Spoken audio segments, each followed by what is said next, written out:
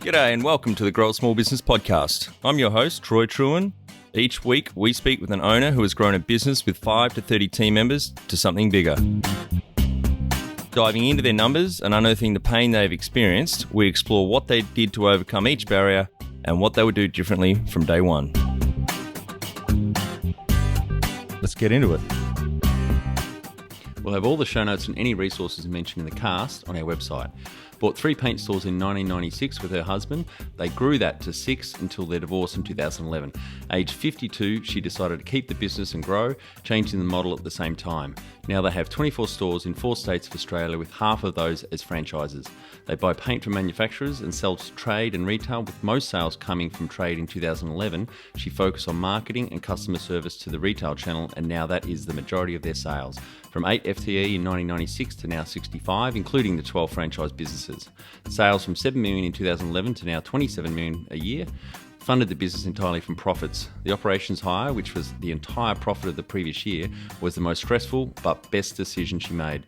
Felt she'd succeeded when she's not there yet. Hardest thing about growing a small business is hours required. What Daph would tell herself on day one of starting out is be brave.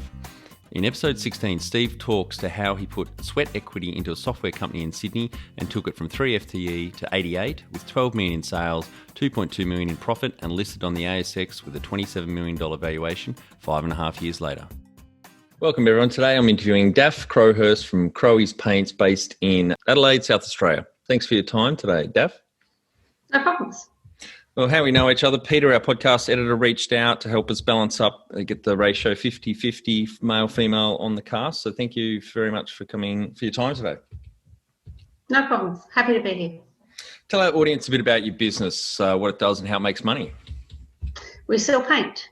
So we don't manufacture, we buy from the manufacturer and retail to trade customers, painters that paint your house, and to retail customers that paint their own houses and projects. Yeah, right. And have you found, I guess, since COVID and the government home builder and restoration works, have you guys found it any busier? Yes, we are busier. Okay. We are busier in most stores, excluding a couple. Right. Tweed Heads is on the border of New South Wales and Queensland, so half their customers can't get to them. So that's been really tricky. Yep. And I've got a couple in country Victoria, so they've struggled in the last sort of 6 or 8 weeks. Yeah, right. Did I see you've got a store in Shepparton? I have. Yeah, great. We, my dad ran a BP distributorship there for many, many years. I had him on the cast the other week. Okay. They were based in Shepparton for years. Yeah, it's a thriving town. Yeah, it is. It is pretty big. So yeah, maybe reel out how many locations have you got? 24. So obviously South Australia, Victoria, New South Wales, and Queensland. Great. Yeah. So we started in South Australia. And so we have more in South Australia elsewhere. We've got 2 in New South Wales and the rest are in Queensland and Victoria. Great. None in Western Australia at the moment. Right. Yep. Well, tell us how you started out. My husband and I ran a business with 6 shops in it, doing the same thing, selling paint. We divorced in 2011 and I chose to keep the business and run it, and I have changed the model quite a bit and have grown it. So I have been in the business for a long time, but I took charge, I guess, in 2011. Great. And what year did the business actually start? 96. 96, great. 1996. Yep. And all 24 stores, they're your own stores? You're not franchising at all? No, 12 are franchised and 12 are owned. Yeah, great. So it's a 50-50 model. It depends on the paint industry has been through significant change in the last few years, and so there have been some buying groups that have made some decisions that their members haven't been happy with, and so there's been a bit of a shakedown, if you like, in the paint industry, and so some of them have joined our group as a franchise. Yeah, right. And when did you start the franchising? 2011. Right. So it was your idea. You decided you wanted to grow it quite quickly, and franchising might be a path for it? I always felt that we could offer a small business that's running a paint shop where the guy can sell till the cows come home. Doing the office admin stuff is always difficult for those guys, finding the time. And so I believe there was an opportunity in the industry to provide the back office and admin support and allow them to get on and run the front end, which is what we've done. And the guys that have joined us are very happy with that arrangement. So it's slightly different. There are buying groups in the paint industry where you just buy through the group co-op and you get the better price and they give you a bit of advertising support. But that's not our model. Our model is quite different. We do, for those that want us to, we do all the admin work for them. Mm-hmm. And they just sell. And you do marketing and advertising for the franchisees as well? Yep, we do that too. Yep. Great, fantastic. Yep, and we do product research and negotiation, training. So we try and do as much as we can for them without interfering in their business model, if you like. So we don't tell them they have to sell anything. Yeah. It has to be related to paint. We don't sell chops and sausages. It has to be paint related, but other than that, we try and work around their requirements in their geography because it does vary quite a bit. So I recently interviewed Tina Tower on the cast, and she started a franchise. She was age 20, 7 years in, decided to start franchising. She had a primary school tutoring business, but also physical stores that sold kids' books and toys. So age 27, she decided to start franchising. She was actually the youngest female franchisor in Australia, and got to 35 stores, and 6 years later, so 13 years after opening her first store, her own store, she sold out. And she has a very mixed experience or feeling with that, with some of the franchisees. So how has your experience been with the 12 that you've had on so far over the last 9 years? Yeah, well, it gets back to the person that runs that franchise, really. And some are always easier than others. Some are more capable than others. Some are more enthusiastic than others. So it can be really mixed. I have a great bunch at the moment. I truly do. So I've got no complaints. But you do always say one day we'll get an arsehole and that will be a problem. We do have the no arsehole policy. So you've got to get past that hurdle to get in. But we figure one day we'll make a mistake and we'll end up with one, and then that will be a problem because at the moment they're terrific. Yeah. It was, I don't know if you're into football, being based in South Australia, but Paul Roos, ex-Sydney Swan coach, actually coined that term, the no arsehole rule. And it was actually painted on the walls of the Sydney Swans change rooms. Okay. And the New Zealand rugby team, the All Blacks, borrowed that phrase from him to make sure that no arseholes crept into their team. Yeah, they can upset the apple cart. But they can. So far, so good. And so I'm assuming then you vet pretty heavily to make sure that the franchisees that get through are really good? Yeah, we try to. It's a bit like employing staff, really. They have to be part of your team. And for me, employing staff, it's about the character of the person. Yep. If the character marries your culture, then it's always going to be a better relationship and marry going forward than if they... I don't nitpick the small stuff. I just can't be bothered. Yep. And I'm happy to pick up the swings and roundabouts. And if you're not that way inclined, then I would drive you crazy and you would drive me crazy. Yeah. So it's about culture. In 2011, when you really got into the growth and took over, what age were you then? Oh dear, that's embarrassing. 52. That's good. What about any key numbers you can share to illustrate the growth of the business over the years? Oh, well, we've gone from about 20 permanent staff to about 65 permanent staff. Great. We've gone from 7 million to 27 million. Oh, wow. In sales. So they're the two prime numbers everyone asks. I haven't got the litres, to be honest. I tend not to count the litres, but... Yeah. That's right. And those 65 FTE and the 27 million top line, that includes the franchisees' revenue and staff as well? Great. Yeah, that's the group. That's the group total. Yeah, great. Well done. That's phenomenal growth. And when was the moment you felt like you'd succeeded? Well, I don't know if I'm there yet. When did I feel like I succeeded? I think there's different steps to feeling like you've succeeded. Opening a paint shop is expensive, and I've done it purely with the profit the business has made. I've sort of slowly opened a store here and a store there, and massage this, and when that gets easier and you're not nervously counting the dollars each month, then that makes you feel like you're getting there because the wheels are starting to turn and the snowball's getting some flow, and you feel like you're getting there. When you advertise for a job and people apply because they've heard you're a good place to work, that made me feel like I was getting there. Yep. When I could stop working till sort of 9 p.m. at night, doing meagre tasks that had to be done that I couldn't afford to pay anyone to do, that sort of felt like I was getting there. So when you get all those things together, I think perhaps that's when you feel like you're getting there. Yeah, great. Well, what does success look like to you? Success to me is a profitable business where the staff are happy and focused and willing to work and pitch in when things go wrong.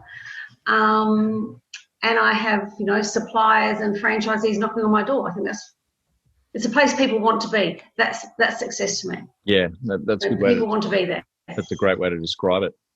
Let's talk marketing. What's the number one thing you'd recommend to marketing a fast-growing business?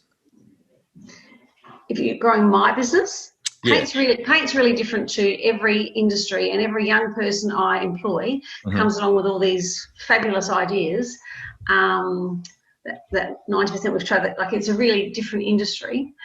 The way we market ourselves is slightly different to a lot of the paint industry people, because they are market price. It's purely price, and that's not what we market on. We are actually paint specialists. All we do is paint. I don't do hammer, I don't do nails, I don't do anything else. I just do paint. Yep. And wallpaper.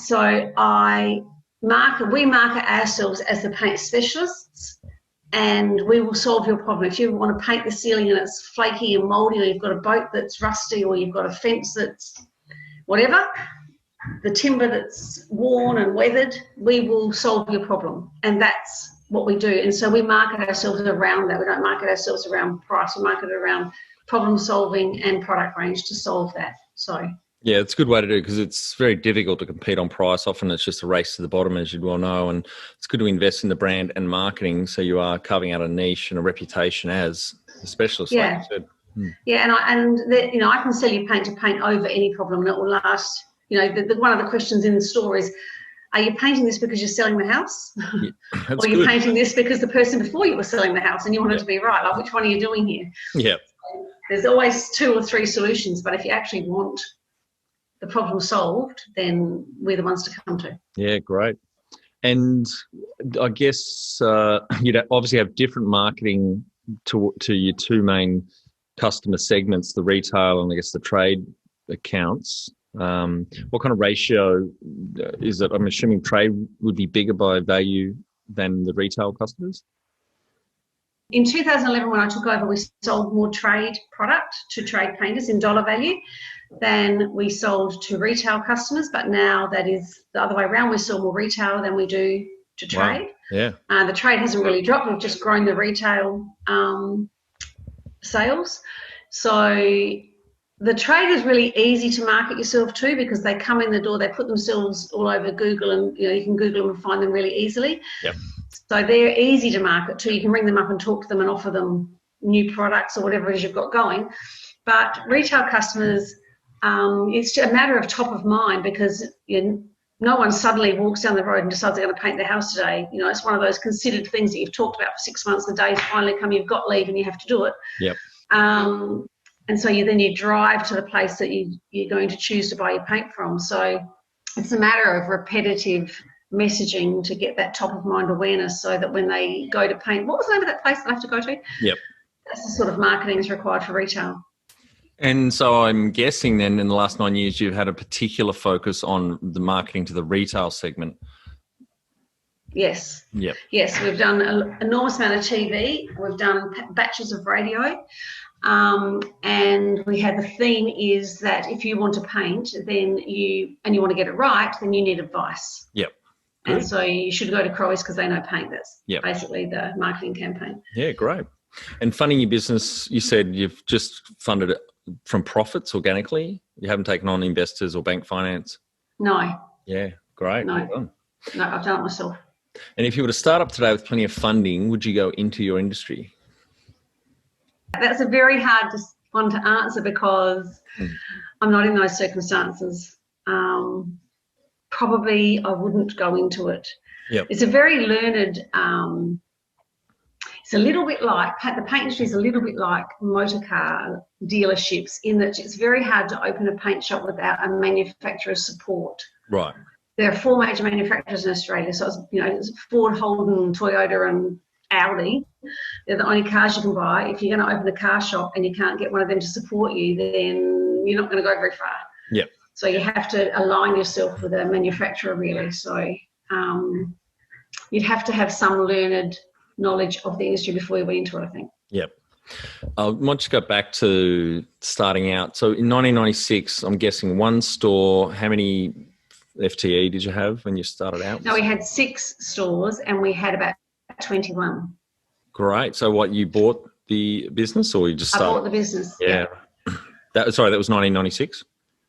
Yep. Wow. Okay. Right. 1996 we started. We bought 3 stores. Sorry, I was confused. 1996 we started. We had 3 stores. We grew it to 6. Got it. Between then and 2011. 1996 we had about 8 staff. Yeah. 8 or 9 staff. Yeah. Great. Fantastic. Can you outline the most stressful point in your small business growth journey so our audience can learn from it? I made some, yes. And over 24 years, I'm sure there's many. So if you can just find one, the biggest one you can think of. Yeah, the biggest lesson I learned was to be brave. And that would be my advice to others that are pondering decisions, is really, if you know the industry and you know the game and you think you can do it, just be brave. That's what, there were so many times I cried all the way home and wondered what the hell I was doing. But actually, if you're just brave enough to keep pushing through and working through each little problem is a little problem. It's just because you've got 40 of them, it feels like you're in the swamp with the alligators.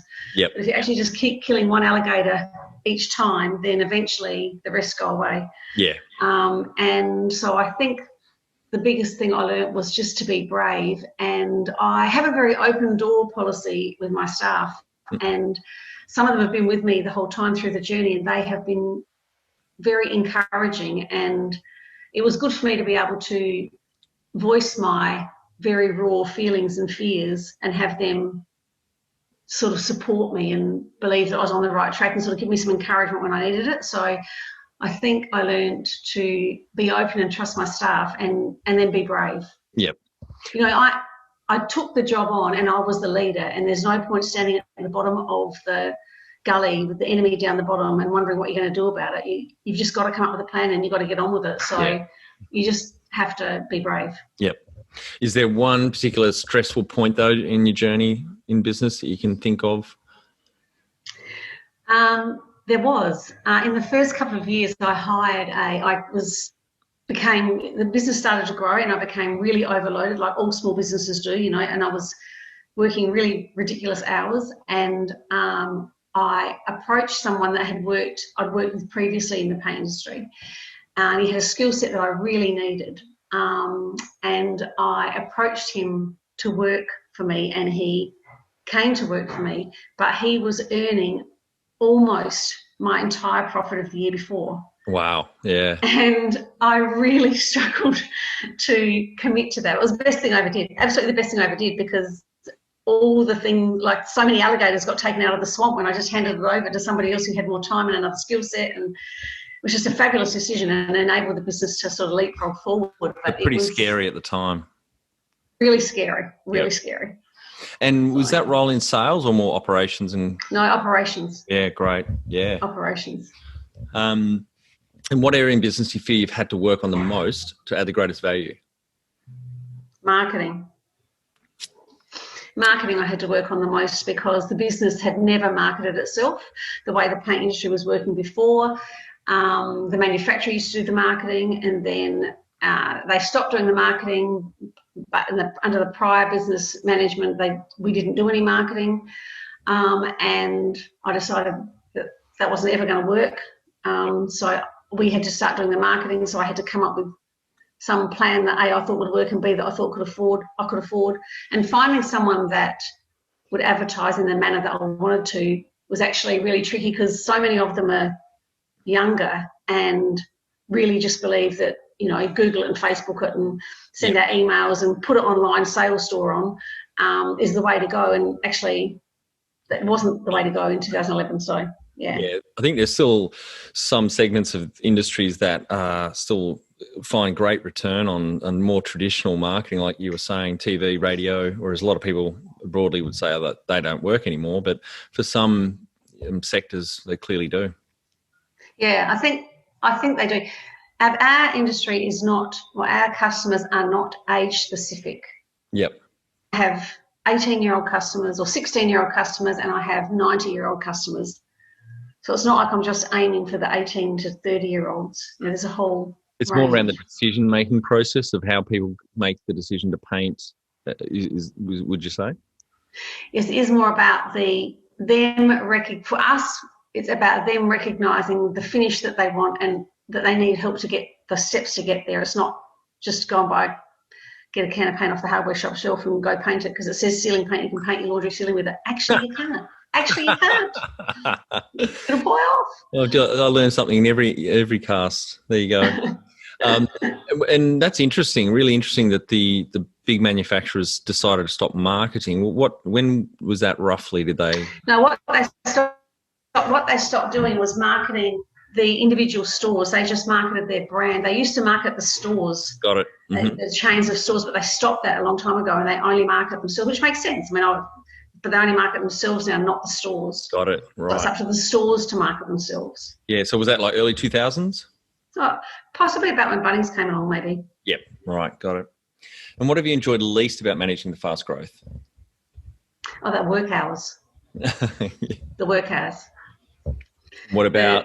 Yeah. Go. Sorry. Yeah, the work hours. It's just like every small business. It's a pain in the ass. Yep. Yep. And what do you love most about growing a small business? Staff. I like to give the staff that I employ opportunity to step up to the next level and improve and enjoy a challenge.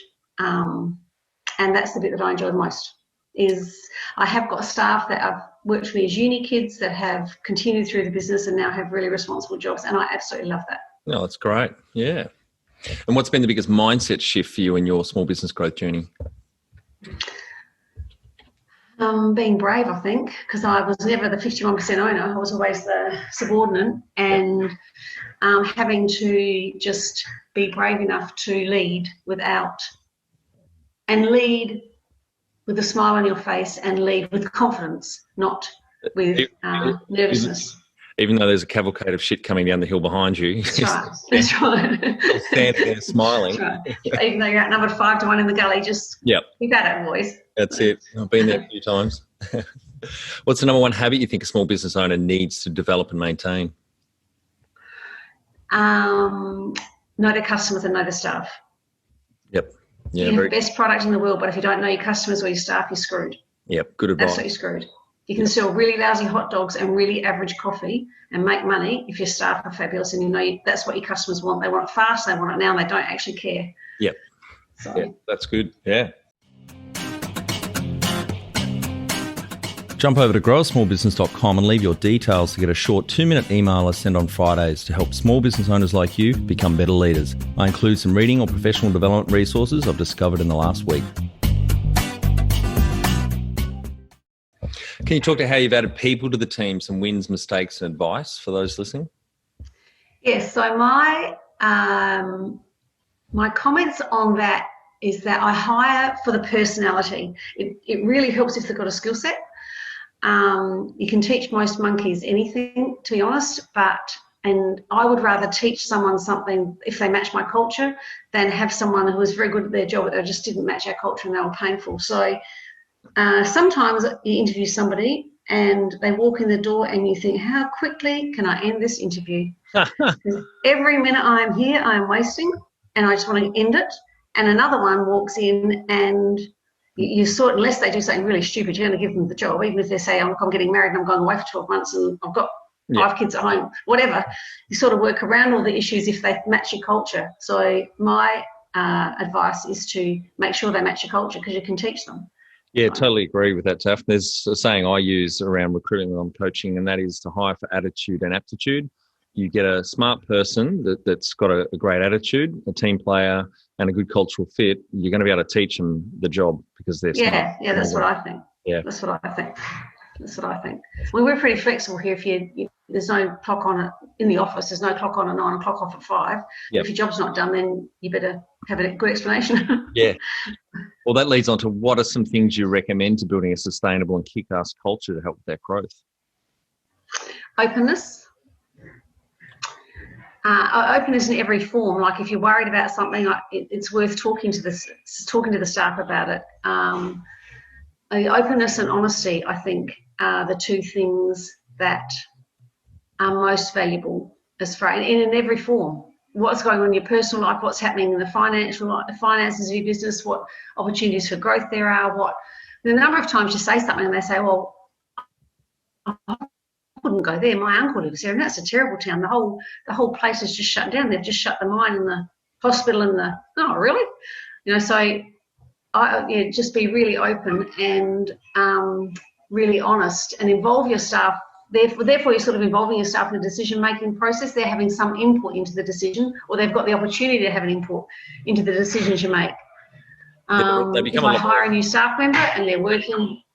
Yeah, sorry, I think there's a bit of a lag. Sorry, I think there's a bit of a lag. Yeah, I was just going to say, totally agree. Like they feel more engaged and are happier if you involve them in the decision-making and more communication.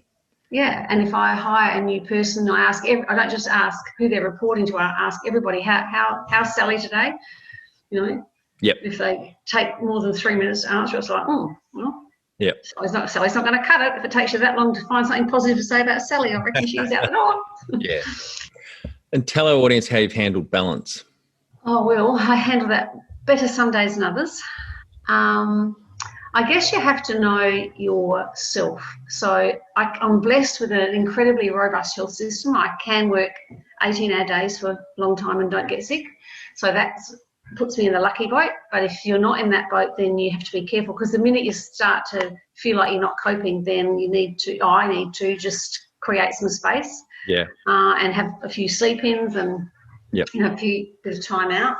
So I just create balance, I guess, by knowing myself and also knowing the staff around me, how they're coping. So if they're really overloaded, then I will go and unload the pallets and just do whatever has to be done if they are really struggling. Yep. And if I can keep them functioning and happy, then that makes it a lot easier for me to be functioning and happy. Yep. So I guess I do it by observation of myself and staff, I guess. And what about outside work, like hobbies or anything like that? I have 8 grandchildren and 4 children. Well, so I wouldn't call that a hobby. It was a hobby. I hike a lot. I bike ride. I played an enormous amount of netball in my youth. I was involved in netball committees and clubs and things. So, yeah, mainly family now. Yeah, that's good. And how much professional development did you invest in yourself over the years? I do a bad job of that, Troy. I've done a bad job of that, really. I was a computer programmer in my youth, so I have got that sort of systems skill set, or had a systems skill set. And I belong to a few development groups, but really I confess I do a bad job of that. What about in marketing? Did you swat up on marketing when you started to really invest in that area? Yes, I swatted up a bit, and I asked for a whole lot of advice from people that were in the game, that either were, my age, and they were back then they were moving out of the game, or they'd been in the game, or so I just took a lot of counsel on that. Yeah. Well, that's the next question. If you've had mentors or coaches along the way.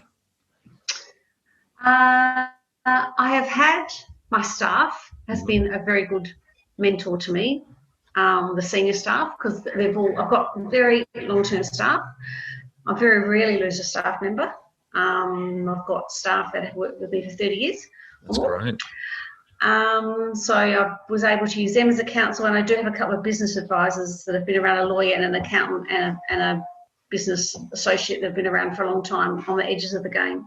So I used those, and then I had a couple of suppliers that I had befriended over the years. So they were sort of my counsel. Yep. Good. And do you have a board of directors or advisors? No, I don't. I use my senior staff. Yep. And we've had a few on that have exited their business, and some have exited business partners as well. And it's just good to comment on anything around someone exiting from the business, I guess, investment-wise or ownership-wise. Any other advice you'd give to those listening if someone has to leave the business? Yeah, I think exiting is one of those that becomes a really personal strategy, because some people have deliberately started a business to make as much money as they can and get out, and they don't care really what happens to the business afterwards, and that's absolutely fine. That's sort of their plan, and that's a really different strategy to the person that actually cares about the staff, cares about the business. It's, maybe it's been in the family for 4 years, or they've loved it, nurtured it, and they have a requirement that it goes somewhere where it is also loved and nurtured. So that strategy is going to be quite different. And so I've seen many people muck up getting those two confused. Yep. And I think it's really important, if you're going to exit the business, to make sure it's your last roll of the dice in that business. Whatever it is you need out of it, I think you've got to be defined about that and say, well, I need to know it's going somewhere where it's cared for, even if I get less for it, or I don't actually give a shit, I just want the money. Yeah. Let me out of here. So you just got to have a really clear strategy. So I think you need to analyse what you need out of the business before you let go of it. And it's really good point there, that making sure you've got alignment with your co-investors, that some might only be wanting to be in it for a short term to make money, and others have, like you said, more care for the team and the customers and the actual business. And if those parties aren't aligned, then often that can cause friction along the way. Yeah, that can cause a lot of friction along the way, because the decisions you make are different. Yeah. Now, one's making a short-term money decision, and one's making a long-term well-being of the staff and customers and business decision. Yeah. So it is really different. Yeah. All right, Daph, we're on to our final 5 questions. What do you think is the hardest thing in growing a small business?